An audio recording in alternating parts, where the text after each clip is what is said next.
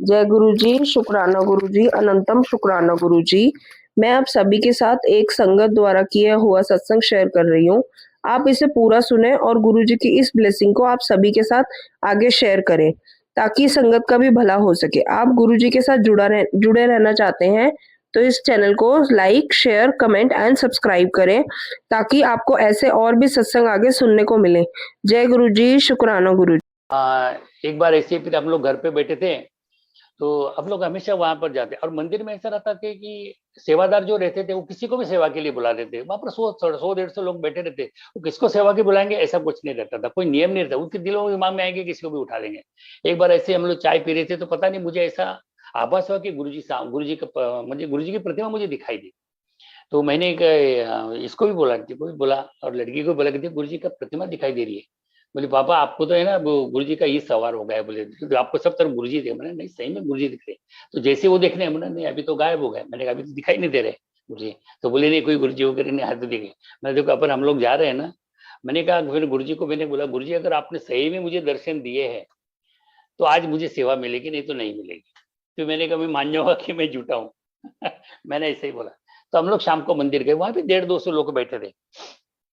तो फिर वहां पर बैठे थे हम लोग, सब जाके बैठ गए 5:45 बजे। फिर बाद में अब इतने लोगों के अंदर सेवादार ने इशारा करके मुझे बुलाया, अंकल आप इधर आइए। तो फिर मैं गया। तो गुरुजी वो जल प्रसाद का ग्लास उन्होंने मुझे दिया और मुझे बोला कि अंकल ये जल सेवा जो है आपको करनी है, आप गुरुजी के आगे जाके रख दीजिए। तो फिर उनका जैसा नियम था, सेवादार मैं आगे था जल प्रसाद लेके और 4 सेवादार मेरे पीछे थे और हाथ जोड़ के मैं आगे जाके गुरुजी के वो जल प्रसाद रख दिया। और फिर मैंने इनकी तरफ देखा, मैंने देखो गुरुजी ने मुझे सेवा दी कि नहीं। अच्छा। तो फिर मैं और वापस आके वाके बैठ गया। तो बोले ठीक है। अच्छा उसके 2 मिनट बाद में वो सेवादार ने बोले अंकल आप इधर आइए। तो फिर दोबारा मुझे बुलाया, मैंने बोली अंकल। फिर मुझे रसोई घर में लेके गए। अब मैं रसोई घर में उसको पहली बार गया तो वहां पर जो था, और वहां पर गुरु जी का इतना बड़ा स्वरूप था, ऐसा लग रहा था गुरु जी के अभी बोल पड़ेंगे। और फिर उनके सामने ही सेवादार ने बोला अंकल आज जितनी भी संगत आ रही है ना, इन सबके लिए आपको चाय बनानी है, हम बताएंगे आपको कैसा क्या करना है। तो वो अब हमको बताते गए कि भाई कितनी शक्कर लेना है, कितना चाय लेना है, वो उनके हिसाब से वो मुझे डायरेक्शन देते गए और मैं बनाता गया। और बस वही मतरजब चलता रहा। और उस दिन जितनी भी संगत आई उन सबको चाय प्रसाद उस दिन मैंने दिया उस वक्त, इस तरीके से। तो इस तरीके से मुझे भी बड़ा अच्छा लगा। मैंने तो गुरु जी ने वाकई में मतलब मुझे दर्शन दिए ऐसा मुझे लगा ऐसा। अच्छा। और कभी कभी मतलब ये होता है ना कि गुरु जी अपनी छोटी छोटी बातें बहुत जल्द पूरी कर देते हैं। अभी एक वाक्य ऐसा है कहता हूँ, लेकिन इसके लिए मुझे थोड़ा सा पीछे जाना पड़ेगा कि 1997 में जब मेरी सर्विस छूट चुकी थी, मेरी सर्विस चली गई थी। तो 98 का 1 जनवरी, first day of the first day, तो मैंने सोचा कि चलो साईं बाबा के दर्शन करके आए। मैं मानता तो उस वक्त गजानन महाराज को ही था, लेकिन गजानन महाराज तो शेगांव में, तो मैंने साईं बाबा के दर्शन करके आते हैं। उस वक्त मैं पहली गाड़ी पकड़ के वहां पर शिरडी पहुंच गया था। और सुबह में 4 साढ़े 4 बजे वहां लाइन में खड़ा रहा। आप सोचोगे नहीं, 4:30 बजे मैंने जब वो क्यू में था और साईं बाबा के दर्शन मुझे हुए 12:45 को। आप सोचिए मेरी हालत इतनी खराब हो गई थी। और दर्शन भी हुए, it was only for a fraction of second. मतलब इतनी भीड़ थी, लाखों की तादाद में वहां पर भीड़ थी। तो उस वक्त पता नहीं मेरे दिमाग से मैंने बाबा जी के सामने वहां बोला, मैंने बाबा जी आज के बाद मैं कभी शिरडी नहीं आऊंगा, अगर मुझे ऐसे दर्शन होने होंगे तो मैं कभी आऊंगा ही नहीं शिरडी। जब आपकी इच्छा होगी तब है। मैंने आपके दर्शन लेना होगा तो मैं दूसरी जगह रहूंगा, अभी संसार में आपके हजारों मंदिर है, मैं वहां चला जाऊंगा, लेकिन मैं शिरडी नहीं आऊंगा। ये मैं कसम खा के निकल गया वहां से उस दिन। और फिर उसके बाद में अभी 2017 या 18 का, मेरे को साल एग्जैक्ट याद नहीं। मेरे कजिन ब्रदर्स के लड़की की शादी थी, तो वो शादी शिरडी में रखी हुई थी। अब इसी इसी वाक्यात के अंदर देखिए एक दो सत्संग है, वो मैं एक के बाद एक बताता हूँ। तो करीबन एक शादी जो थी वो 19 जुलाई को थी। तो फिर वो एक दिन पहले हमें पहुंचना था, हम लोग वहां पहुंच गए थे 19 जुलाई को शादी के अंदर। तो वहां पर जो मेरे भाई की लड़की की शादी थी, तो उसके कन्यादान के लिए मेरे दूसरे भाई के जो लड़की बैठी हुई थी, तो मैंने पूछा यार तुम लोग क्यों नहीं बैठ रहे, मैंने कन्यादान वो लोग क्यों कर रहे हैं। बोले एक्चुअल उसकी शादी, वो जानती थी उसका नाम प्रीति। मैंने कहा बोले एक्चुअली उसको संतान नहीं है। मैंने इसको शादी तो को तो 10-11 साल हो गए, उसको संतान है ही नहीं।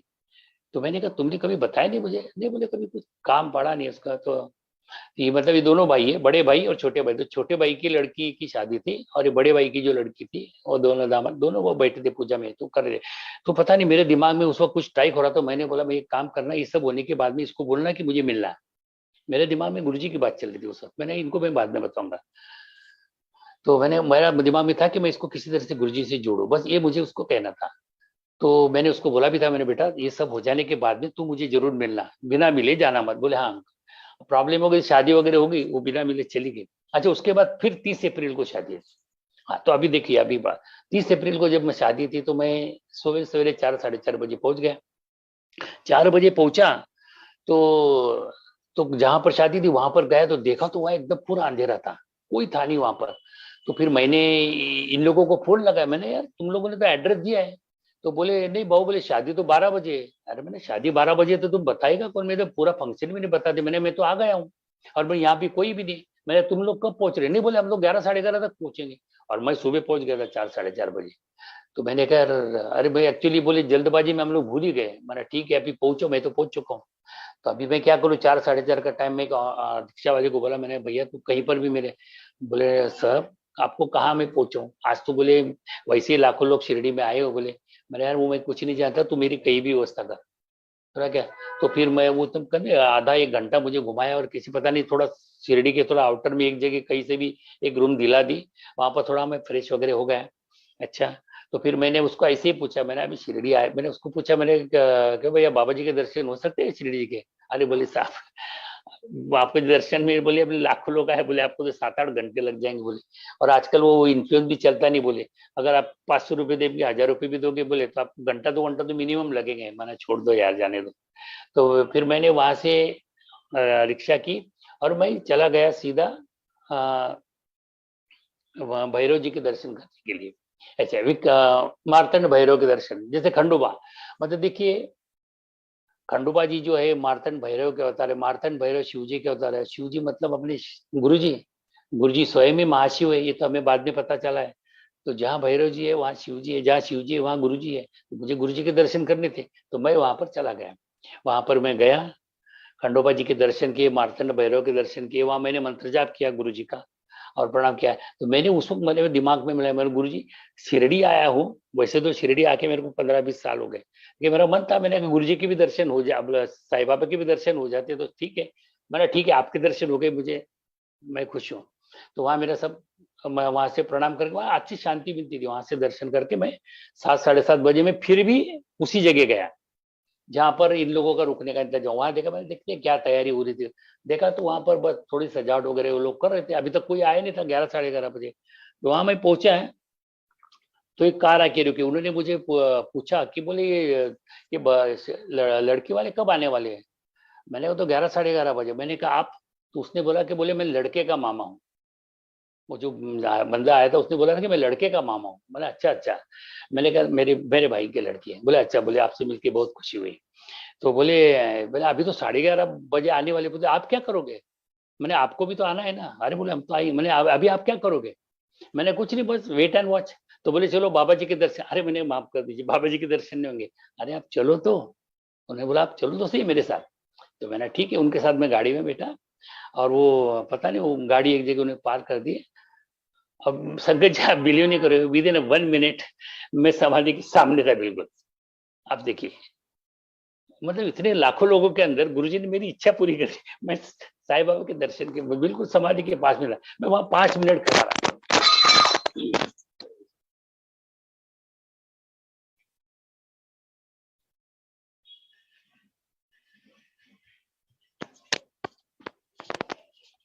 Sorry Sangat ji. Hello hello. It's okay. It's okay. हाँ Please, हाँ। please feel come. तो हाँ हाँ, तो मैंने बोला कि मैं तो 2 मिनट के अंदर मैं समाधि के बिल्कुल वहां पर पास में था। तो वो अंकल जी ने बोला कि आपको जितना दर्शन करना है आप कीजिए। मैंने कहा मेरा मेरा मन भर गया वहाँ पर बाबा जी। मैंने बोला साईं बाबा, बाबा जी आज के दिन आपको मुझे बुलाना था, मतलब उस दिन आपने, मैंने आप 1 मिनट में, मेरी इच्छा नहीं थी फिर भी मुझे आज दर्शन हो गए। मैंने तो अपने गुरु जी से बोला था, मैंने गुरु जी ने मेरी इच्छा पूरी की। उसके बाद में वो मुझे द्वारका में लेके गए। द्वारका में भी वहां पर भी भीड़ थी, लेकिन वहां तो इनकी वजह से मुझे कोई भीड़ ही नहीं थी। द्वारका माई में।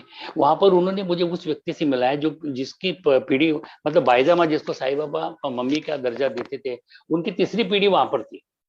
वो वहां पर सेवा कर रहे थे। उन्होंने एक नारियल हाथ में दिया, उन्होंने बोला कि आप ये इसे धुनी को छुआइए। धुनी को छुआया, उसके बाद में फिर वो पूजा पाठ करके वो उन्होंने वहां पर माथा टेक के हम लोग आए। फिर बाद में वो गुरु जी के पास में आए, वहां पर जहाँ पर गुरु का दरबार है। तो वहां पर धुनी जल रही थी गुरु जी के पास में। तो उन्होंने बोले कि ये गुरु का पेड़, वहां पर वो नीम का पेड़ है वहां पर। तो वहां पर वो जो विभूति बनाई जाती है, उन्होंने बताया कि ये पर यहाँ पर ये आपको लोभान वगैरह की पूड़ी दी जाती है। बोले यहाँ डालना है आपको, डालिए। और फिर ये बोले विभूति आती है और फिर ये सबको बांटी जाती है। मैंने ठीक है, पता नहीं वो अंदर का जाके वो ढेर सारी विभूति लेके आया, इतना सारा प्रसाद लेके आया। और वहां तो मुझे कोई ज्यादा रुकना ही नहीं पड़ा, विद इन मिनट वहां भी मेरा पूरा दर्शन हो गया। कि वहां उन्होंने मुझे शनि मंदिर, हनुमान जी का मंदिर, सबका दर्शन करा दिया। अब से मैं मतलब 10 मिनट के अंदर में बाहर भी आ गया। मतलब देखिए गुरु जी की इतनी कृपा हुई कि मेरी इच्छा गुरु जी ने वहां पूरी कर दी। अच्छा, दूसरी बात ऐसी कि फिर वो 12 बजे सब लोग आ गए। और उस वक्त मैंने उसी लड़की को बोला, फिर से बोला, मैंने बेटा पिछली शादी में जब मैं आया था तब मैंने तुम्हें बोला था कि मुझे बिना बोले नहीं। बोले काका मैं अभी तुमको मिल के ही जाऊंगी, मुझे नहीं मालूम आपको क्या बोलना है लेकिन मैं मिल के जाऊंगी। बोले ठीक है। अच्छा, फिर सब शादी हो गई, सब विदा हो गए। तो फिर वो बाद में फिर मैंने बोलिए काका क्या बोलना है। तो उनके हस्बैंड भी थे डेफिनेटली, मतलब हमारे कवर साहब भी थे। तो मैंने उसको बोले मैंने बेटा देखो जो बात मैं बता रहा हूँ, मैंने देखिए आपने सुने सारी दुनिया, मैंने कहा पूरे दुनिया से लोग शिरडी में आते हैं और मैं शिरडी के भूमि पर बोल के तुमको ये बता रहा हूँ। मैंने देखो मैं किसी को बहुत मानता हूँ, मैंने एक गुरु जी है, मैंने ये शिव जी का अवतार, मैंने सिर्फ तुमको बोल रहा हूँ, मैं हर एक को ये बात बता नहीं सकता हूँ। मैंने कहा मैं चाहता हूँ कि इनका जो जैसा ही शिरडी है वैसा, मैंने कहा एक बड़े मंदिर इनका जो स्थान है, उनकी यहाँ समाधि है।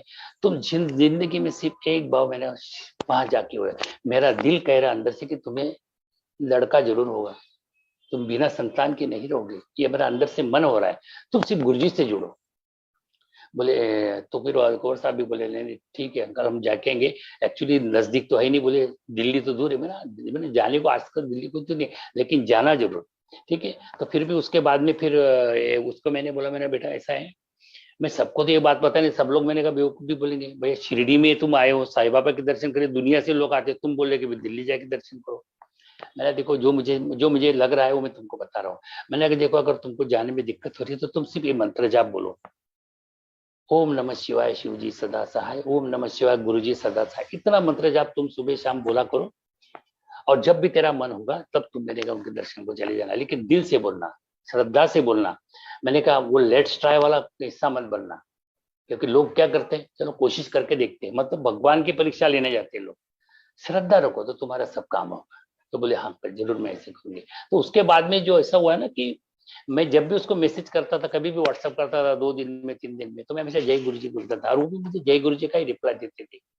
ये वो बात हो गई मतलब 30 अप्रैल की। और संगत जी अगली 18 अप्रैल को उसका लड़का हुआ, जय गुरु जी। तो देखो मेरा मन, तो फिर उसके बाद में एक्चुअली उसका जाना हुआ नहीं। मैंने उसको बोला मैंने बेटा तू मंत्र जाप भी किया कर, जब तेरा बच्चा थोड़ा सा बड़ा हो जाएगा तब तू वहां चली जाना, कोई बात नहीं है, तेरा काम तो होगा ही कि नहीं। ऐसा मैंने उनको यही बात बोला। अच्छा, दूसरी चीज ऐसी हुआ है कि जैसे मीना दीदी ने मेरे पीछे पड़ गई थी कि आप गुरुजी से जुड़ो, वैसे ही मैं अपने जीजा जी को भी हमेशा बोलता था। मेरी एक सिस्टर जो है वो उत्तराखंड में है, अल्मोड़ा में है। तो वो लोग बड़े साईं भक्त हैं, जबकि वो उत्तराखंड में है और साईं भगवान को वो इतना मानते हैं कि और किसी को मानती नहीं है। मैं हमेशा उनको बोलता था कि मैं जिया जी आप एक बार गुरुजी के यहाँ हुआ होगा, क्योंकि उस लड़की की पीएचडी भी हो चुकी थी और 2-3 साल हो चुके थे पीएचडी होके। बीच में तो कोरोना के वैसे ही 1.5-2 साल वैसे ही चले गए, उसको सर्विस भी नहीं लगी थी, फिर उसकी वजह से बीच में तो वैसे भी जाने लायक थी नहीं, और उसका मैरिज का भी नहीं हो रहा था तब तक। तो मैं उसको हमेशा बोलता था कि मैं हमेशा उनको जय गुरु जी बोलता था। साईं बाबा की भी मैं उनको जय गुरु जी का मैसेज भेजता था, वो साईं बाबा का भेजते थे, मैं जय गुरु जी को। मैं हमेशा उनको बोलता था कि जय गुरु जी को होता है। तो कभी कभी मैं गुरु जी को बोलता था मैंने गुरु जी मैं इन लोगों को बोल बोल के थक गया, मैंने आप ही कुछ कीजिए और उनको बुलाइए। मैं ऐसा बोलता था गुरु जी को। तो एक बार क्या हुआ कि वो जीजा जी का मुझे फोन आया, अरे प्रदीप तुम्हारे गुरु जी मेरे सपने में आए। तो मैं बड़ा हैरान हो गया। मैंने कहा जीजा जी वैसे गुरुजी मेरे अकेले, गुरुजी सबके नहीं। बोले वही वही बोला कि तुम्हारे गुरुजी मेरे सपने में कैसे आए, मैं तो उनको मानता नहीं। अच्छा मैंने हुआ क्या, बोले एक्चुअली सुबह 5 बजे का टाइम था और मेरे सपने में आए। उन्होंने मुझे बोला कि अभी तक तुम बड़े मंदिर गए नहीं। तो बोले मैंने बोला कि नहीं गुरुजी। फिर मैंने हाथ जोड़ के बोले नहीं गुरुजी बोला, और बस उन्होंने बोले वो अपनी कार में बैठे और चले गए। तो मैंने कहा जीजा जी इसका मतलब ये हुआ कि आपको बड़े मंदिर जाना है, जाके आना चाहिए था। उन्होंने अगर ये बोला है कि आप अभी तक बड़े मंदिर नहीं गए, तो मैंने तुमको जाना चाहिए। और फिर मैंने वो लड़की को भी बोला, दीदी को भी बोला, मैंने देखो तुम बड़े मंदिर जाओ, ये कुछ न कुछ इंडिकेशन है बड़े मंदिर गुरुजी का बुलाने का। उनको वही बोला मैंने कहा आपको बड़े मंदिर बुलाने का गुरुजी का इंटीमेशन है। तो मैं दीदी को भी बोलता था, तो मैंने गुड़िया ये मतलब वो मेरी भाजी को भी बोला, मैंने बेटा कुछ कुछ तो करो यार, तुम एक बार मैंने बड़े मंदिर हो जाओ। तो मैंने कहा देखो तुम्हारा रास्ते जरूर खुल जाएंगे, तुम एक बार बड़े मंदिर जाके आ जाओ। तो फिर दीदी अपना मतलब दीदी अपनी बोली कि अभी पैसे तो कुछ काम है नहीं, तो क्या करेगी बड़ी वहाँ, मतलब दिल्ली जाके कुछ काम निकलेगा तो जाएंगे बड़ी मंदिर भी हो आएंगे, देखते हैं बोली जैसी बाबा की इच्छा। मेरे ठीक है। एक बार फिर वो तो बिल्कुल 3-4 दिन के बाद में मेरे भांजे का मुझे फोन आया। बोले मामा मैं मुझे बोले दिल्ली में सेंट्रल गवर्नमेंट की नौकरी का कॉल आ गया है, बोले मैं बड़ी मंदिर जा रही हूँ। और मैंने कहाँ से आया, तो वो transnational health science and institute है वो, तो वहां पर उसको इंटरव्यू के लिए कॉल आ गया। तो बोले अभी मैं बड़े मंदिर जा रही हूँ। मैंने जय गुरु जी, देखो तुम जी ने बुला लिया। फिर अभी तभी जीजा जी और दोनों जो थे, जीजा जी को तो चाहिए था कि बोले मुझे तो बड़े मंदिर जाना ही दर्शन करने के लिए। तो फिर वो लोग दिल्ली चले गए। अभी वहां पर वो लोग उन्होंने बोले मामा मुझे लेकिन वो हॉस्टल में ही एडमिशन मिल जाए तो अच्छा है। मैंने कहा देखो गुरुजी सब करेंगे, तुमको गुरुजी की संगत भी मिल जाएगी, ये भी मैंने उसको बोला। तो अच्छा एक दिन ढूंढते ढूंढते उनको ऐसी संगत मिल गई कि जो गुरुजी को अच्छे मानते थे। वो भी उन्होंने मुझे बोला कि मामा आप मुझे कोई ना गुरुजी का स्वरूप दीजिए। मुझे को तो गुरुजी की संगत मिल गई बोले। और वो मुझे बोला कि हम आपका, क्योंकि वो ई पास से दर्शन, बोले ई पास भी दिलवा देंगे। मैंने देखो तुमको टाइम मिला भी तुम वहीं पर हो, पहले तुम अपना काम करा लो, उसके बाद में दर्शन भी कराएं। तो उसके बाद में फिर उस पीरियड में तो जा नहीं पाए। तो उसके बाद में 2 दिन बाद उनको और ऐसी संगत मिल गई जिनकी खुद की कार थी, वो संगत खुद ही उनको लेके चली गई ई पास के दर्शन के लिए। और ई पास से तो मैंने निकालवा दिए थे उनको, तो वैसे उनको दर्शन करके वो लोग आ गए। तो इस तरह देखिए गुरुजी ने उनको बुलाने का था तो कैसे ही बुलाया। अब शादी भी गुरुजी करवा देंगे जैसे भी वो गुरुजी की इच्छा है सब आगे। तो इस तरीके से मतलब गुरुजी कब किस ढंग से बुलाएंगे हम नहीं बता सकते, ये सब गुरुजी के ऊपर निर्भर करता है ऐसा। तो गुरुजी कभी किसी को निराश नहीं करते, बस हमें माना। गुरुजी हमेशा कहते थे कि लेट्स ट्राई वाले लोग बहुत होते हैं, मतलब जैसे हमें ईश्वर के ऊपर विश्वास रखना चाहिए, ये बहुत जरूरी होता है। छोटे छोटे संकेत। अभी उसके बाद में मैं बता रहा हूँ कि मुझे कभी दर्शन हुए नहीं थे, लेकिन अभी मुझे वो दिन याद रहेगा जिस दिन मुझे गुरुजी के दर्शन हुए। क्योंकि मुझे तो मैंने कहा, मैंने बुद्धिया जी को मैंने गुरुजी, अब मैंने कहा जीजा जी कम से कम गुरुजी के दर्शन आपको तो, मैंने आप तो मानती नहीं फिर भी आपको गुरुजी के दर्शन है। मैंने गुरुजी के दर्शन मुझे आज तक नहीं हुए। मैंने कोई जैसे जब को गुरुजी के दर्शन देने गुरुजी करेंगे फिर। तो एक दिन क्या हुआ था, और वो दिन था दूसरे दिन भाई दूज थी, भाई दूज के बिल्कुल उसी रात को। तो जनरली अभी हम लोग सवेरे अमृत वेला सत्संग करते रहते, तो उस दिन 2-3 दिन नहीं कर पाए थे किसी कारण में। तो हमने सोचा था कि मैंने कहा अमृत वेला सत्संग में बैठेंगे सुबह 3 साढ़े। तो जब मैं बैठा था तो समझो 3 बज गए थे।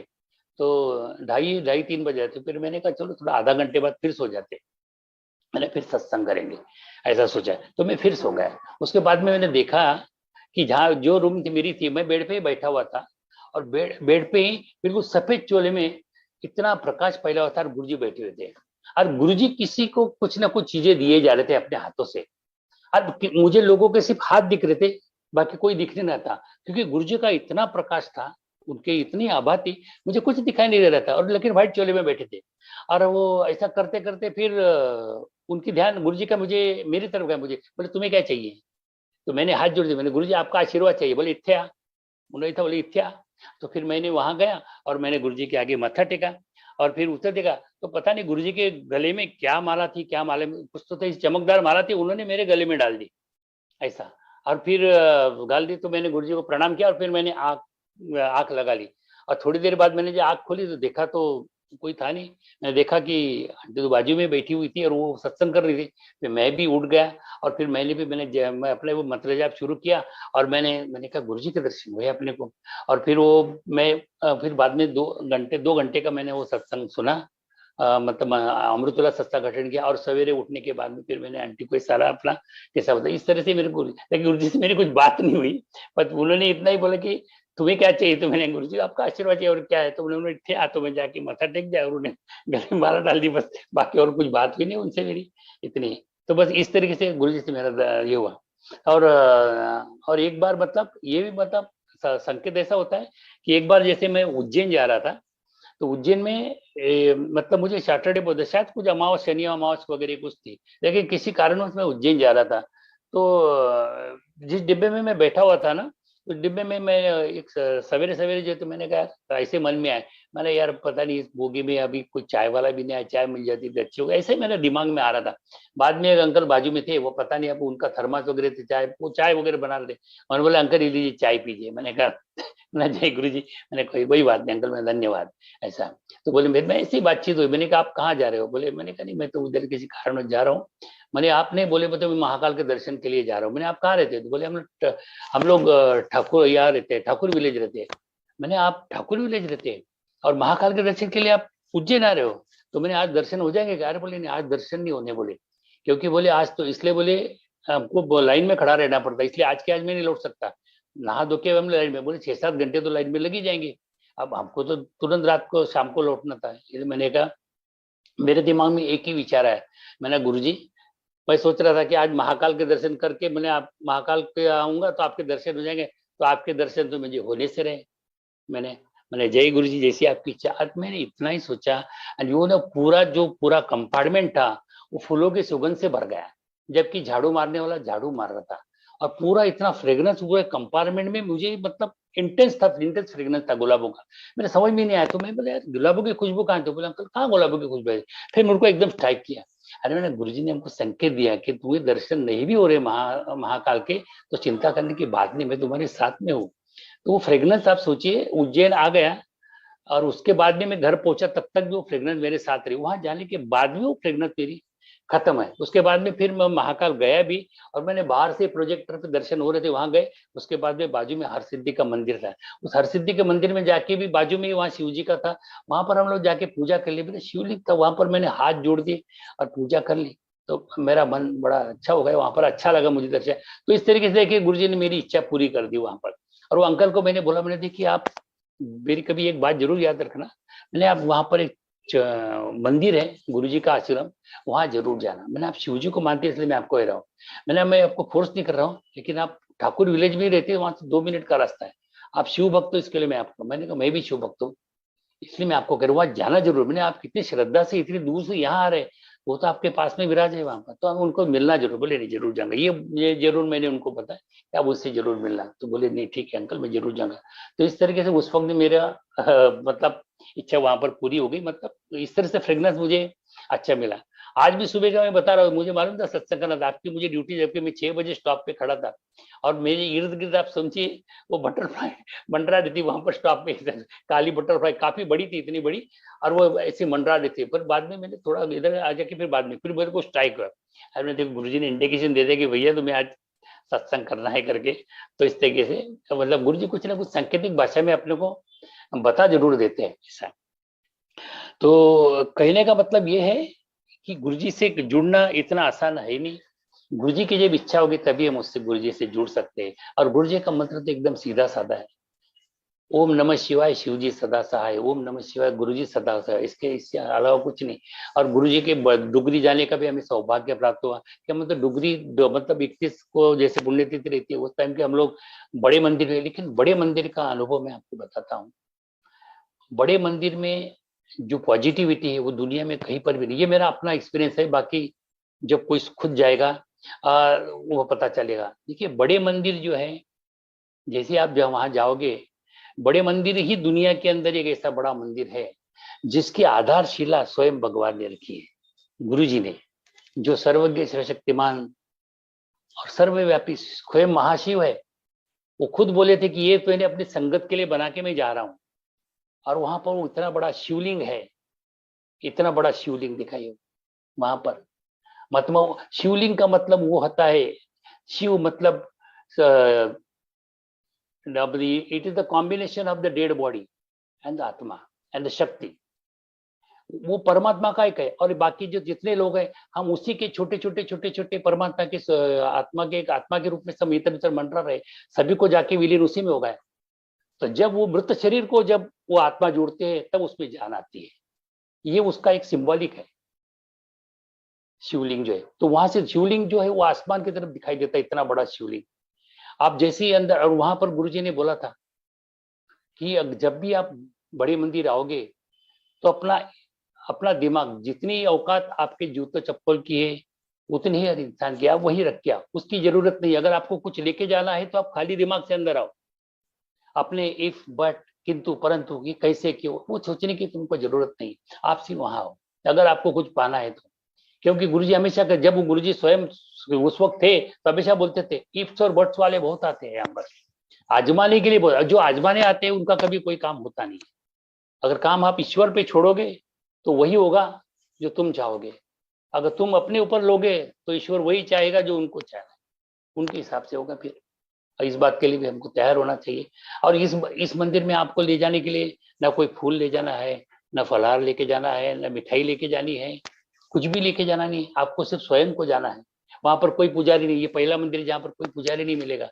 और यहाँ पर आपको बिल्कुल आदर के साथ में आपको वेलकम होता है। कई मंदिरों में जहाँ ऐसी भीड़ होती है वहां पर दर्शन करने के लिए भी मुश्किल हो जाता है, तो मन अंदर से बड़ा खराब हो जाता है। यहाँ वो चीज नहीं, यहाँ बड़ी रिस्पेक्टफुली सबको बुलाया जाता है। हर यहाँ बड़ा छोटा कुछ भेदभाव नहीं है, जात धर्म का भी यहाँ भेदभाव नहीं है, कोई भी आ सकता है। ये मंदिर सभी धर्मों के लिए खुला है, गुरु जी ने सबके लिए, क्योंकि सभी इंसान है, भगवान ने तो इंसान ही बनाया, ये बाकी तो हम लोगों ने बनाया है। ये सब जब दुनिया, भाई एक समय भी एक ही शक्ति को मानता हूँ, जब सूरज निकलता है तो उसकी रोशनी वो सब पे एक साथ बिखरता है, वो कभी भेदभाव नहीं करता है कि मंदिर पे ज्यादा डालो, मस्जिद पे कम डालो, चर्च पे ज्यादा डालो, ये सब उसकी चीज नहीं देती।